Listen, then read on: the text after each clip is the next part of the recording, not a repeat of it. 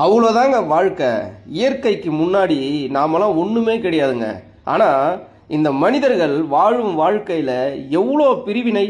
நான் உயர்ந்தவன், அவன் தாழ்ந்தவன், இவன் மேல் ஜாதி, அவன் கீழ் ஜாதி, அவன் அந்த மதம், இவன் இந்த மதம், இவன் ஏழை, இவன் பணக்காரன். ஆனால் இயற்கைக்கு முன்னாடி நாம் எல்லாம் சராசரி மனுஷன், அவ்வளோதான். ஒரு செகண்டில் ஒட்டுமொத்த உலகத்தையும் புரட்டி போட்டுரும் இயற்கை. வருஷத்துக்கு ஒரு முறை இயற்கை பேரிடர்கள் வந்து செருப்பால் அடிக்கிற மாதிரி நமக்கு உண்மையை உணர்த்துது. ஆனால் அந்த டைமில் மட்டும் எல்லாம் ஒரு மதம், எல்லாம் ஒரு இனம்னு போராடுவாங்க, மறுபடியும் அடிச்சுப்பாங்க, சாதி சண்டைன்னு. மனுஷன் மண்ணுக்கு ஆசைப்பட்டான். இது ஏன் மண்ணு, நான் வாங்கின மண்ணுன்னு. மண்ணு பொறுமையாக இருந்தது. ஏன் தெரியுமா? என்னைக்கும் யாராலையும் மண்ணை வாங்க முடியாது. நீ எவ்வளோ மண் வாங்கினாலும் கடைசியில் அந்த மண்ணுக்கு தான் நீ இறையாக போவ. என்னைக்கும் ஜெயிக்கிறது மண்ணு தான். இயற்கை பேரிடருக்கு முன்னால் நாம் எல்லாம் சும்மாங்க.